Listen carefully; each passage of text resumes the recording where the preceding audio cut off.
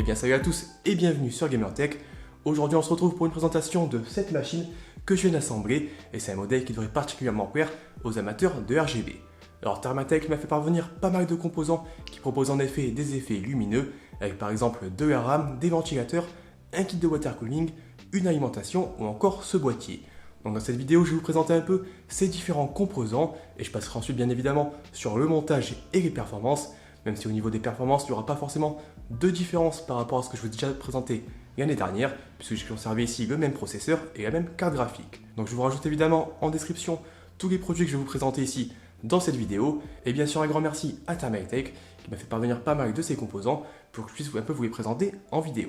Alors bien sûr aussi, à la fin de la vidéo, si vous avez des questions, n'hésitez pas à les poster dans les commentaires, et bien sûr n'oubliez pas le petit pouce bleu et de vous abonner à la chaîne si la vidéo vous a plu. Allez, on y va.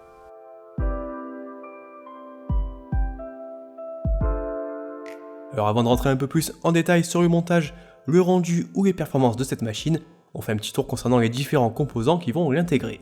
Alors comme j'ai expliqué en introduction, pour cette configuration je vais ici conserver les principaux composants de mon ancien build, à commencer par un processeur Intel Core i7 8086K. Alors il s'agit en réalité d'une édition limitée du i7 8700K, et pour mon utilisation il fait encore largement l'affaire. Le CPU embarque 6 cœurs et 12 threads, et il est capable de grimper à 5 GHz sans aucun problème, voire même un peu plus si on pousse en overclocking. Pour le refroidir efficacement, on part ici sur un water cooling AIO avec un Thermaltake Flow DX RGB 360. Le kit s'accompagne donc d'un radiateur de 393 x 120 x 27 mm et 3 ventilateurs Ring Duo RGB de 120 mm. Il est compatible avec les plateformes mainstream de chez Intel et AMD et devrait en pratique se montrer largement suffisant pour maintenir le 8086K à des températures parfaitement maîtrisées. Du côté de la carte mère, pas de changement non plus puisque je vais ici conserver l'excellente Asus ROG Maximus 10 Hero. Alors il s'agit donc ici d'une carte mère avec le chipset Z370 pensé pour le processeur Intel de 8ème génération comme le 8086K que j'utilise ici. La carte embarque plusieurs dissipateurs notamment du côté de la VRM, d'un de port M.2 ou encore du chipset. On retrouve également toute la connectique nécessaire pour monter cette configuration et je vous ajoute en description un lien vers la fiche technique complète si vous souhaitez en savoir un peu plus. Du côté de la mémoire, je passe ici sur un kit de 2 x 8 Go de DDR4 à 3600 MHz avec des barrettes Thermaltake Toothram RGB. Alors comme leur nom l'indique, elles ont la particularité d'embarquer un rétroéclairage RGB sur toute la longueur et on verra un peu plus tard dans la vidéo que le rendu est plutôt sympa. Pour la carte graphique, pas de changement avec ici une Asus ROG Strix RTX 2080. Alors, la carte fait encore parfaitement le boulot pour mes besoins en termes de gaming et notamment dans mon cas avec une résolution en 3440 x 1440 pixels via mon écran ultra-wide Acer Predator X34P. Alors la ROG Strix, je pense qu'il n'est pas forcément nécessaire de la présenter, c'était vraiment l'une des meilleures RTX 2080 lors de sa sortie, avec un overclocking d'usine assez poussé et surtout un excellent refroidissement. Alors ici on verra un peu plus tard que j'ai fait le choix de l'installer verticalement, de façon à la mettre un peu plus en valeur, mais aussi de profiter de ses éclairages RGB afin de rester cohérent avec les autres composants de cette machine. Pour le stockage, je conserve ici mes différents SSD et HDD. Alors on aura dans un premier temps un Corsair MP500 de 480 Go que j'utilise principalement pour mon OS. Il s'agit ici d'un modèle 1.2 compatible NVMe, offrant des débits pouvant grimper jusqu'à 3000 Mbps en lecture et 2400 Mbps en écriture. Alors c'est évidemment pas le SSD le plus rapide du secteur, mais en pratique ça suffit largement de mon côté et pour la grande majorité des joueurs. À côté de ça, j'ai également deux SSD 2,5 pouces en SATA. Alors je les utilise principalement pour stocker tous mes jeux, avec ici un Crucial MX500 de 1TB et un Samsung 850 EVO de 500 Go. Alors ils me permettent de conserver la plupart des jeux que j'utilise lorsque je réalise des benchmarks, notamment pour économiser de précieuses secondes lors des temps de chargement face à un HDD traditionnel.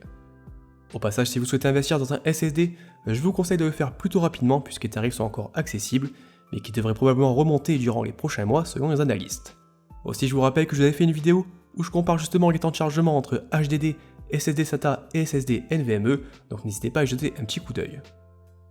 Enfin pour terminer avec le stockage, j'ai aussi un disque dur Seagate Barracuda de 4TB, alors ici je l'utilise uniquement pour du backup, notamment pour conserver une trace de tous les rushs que j'ai utilisés lors de mes précédentes vidéos.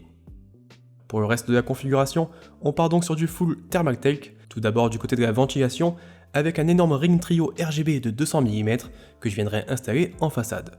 Alors j'aurai aussi ici un kit de 3 ventilateurs Ring RGB 220 mm, je viendrai en installer un en façade et un second en extraction à l'arrière du boîtier. Alors ici, la particularité de ces ventilateurs, c'est évidemment leur éclairage RGB, avec des LED positionnés de chaque côté sur les pourtours du ventilateur, ainsi qu'au niveau du moyeu. Alors on verra un peu plus tard le rendu une fois la machine assemblée, mais clairement les effets sont vraiment sympas, notamment lorsqu'on synchronise tout ça avec les ventilateurs déjà présents sur le radiateur du water cooling, les rames ou encore l'alimentation. L'alimentation justement, on y vient. Ici j'ai opté pour une Thermaltake ToughPower GF1 ARGB de 750 watts. Il s'agit d'un modèle certifié 80 Gold, offrant en pratique d'excellents rendements et surtout une garantie de 10 ans. Alors il s'agit d'un modèle entièrement modulaire qui va donc nous laisser le choix sur les câbles qu'on va souhaiter utiliser, et il dispose aussi d'un mode 0 RPM, lui permettant d'être totalement silencieuse en dessous de 40% de charge. Alors ici le petit plus, et comme son nom l'indique, ça va être la présence d'un éclairage RGB personnalisable grâce à la présence d'un ventilateur Ring Duo de 140 mm. Les différents effets peuvent être directement contrôlés via l'arrière du bloc, mais aussi via les logiciels des cartes mères Asus, Gigabit, MSI ou encore ASRock. Enfin tout ce beau monde sera installé dans un boîtier Thermaltake S500 TG, alors c'est un modèle ATX au format moyen tour plutôt imposant, avec des dimensions de 565 x 240 x 500 mm. Entièrement construit en métal, le boîtier respire clairement la qualité et présente un design assez sobre par rapport à certaines autres références de la marque. On y retrouve une façade latérale en verre trempé et il s'accompagne par défaut d'un ventilateur de 140 mm à l'avant et 120 mm à l'arrière.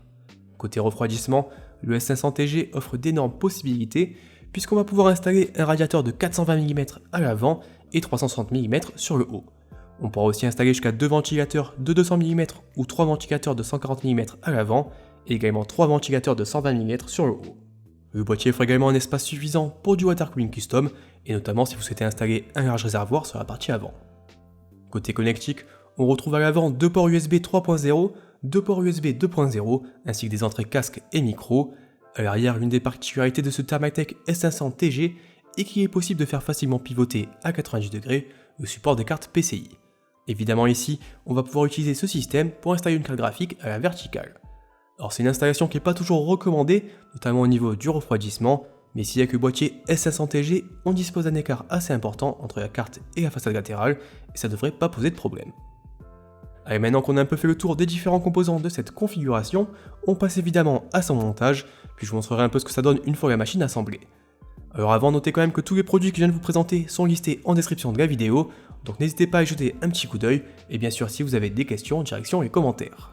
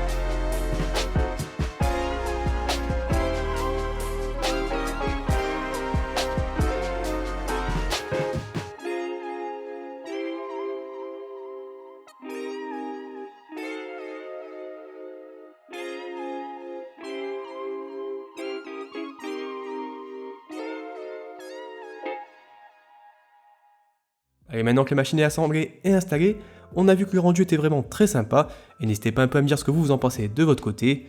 Alors le boîtier, bien qu'il soit un peu trop imposant à mon goût, est franchement réussi, et j'aime beaucoup son côté minimaliste, faisant la part belle aux différents composants. Du côté des éclairages, le rendu est également très sympa, et on va pouvoir ajuster tous ces effets, donc directement depuis le logiciel de Thermaltake pour les différents composants de la marque, et ici via Asus Aura pour la carte mère, l'écran graphique ou encore les deux bandes LED que j'ai ajoutées sur le côté de la paroi en verre trempé. Alors ici quand même un petit point concernant le logiciel de Thermaltake qui fonctionne correctement mais qui n'est pas franchement abouti côté design.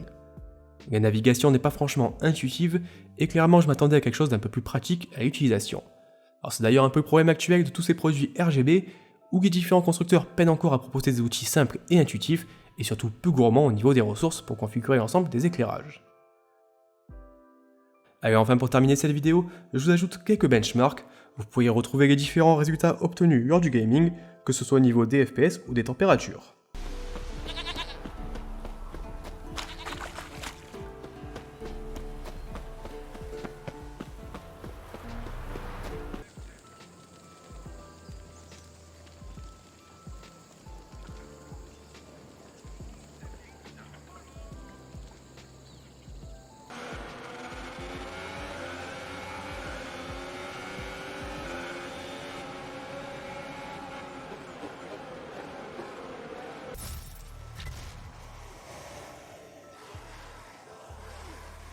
Warning, core temperature rising.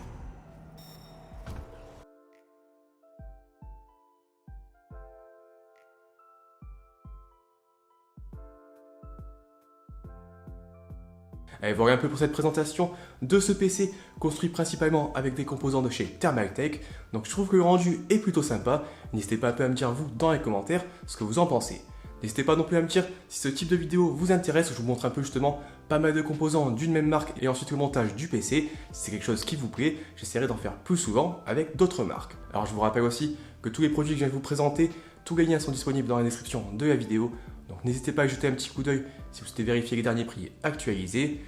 Et bien sûr, si la vidéo vous a plu, n'hésitez pas à mettre un petit pouce bleu, à vous abonner et à activer les notifications, vous commencez à connaître la chanson. De mon côté, je vous remercie d'avoir regardé cette vidéo et d'être toujours plus nombreux à vous abonner à la chaîne, et je vous dis à très bientôt.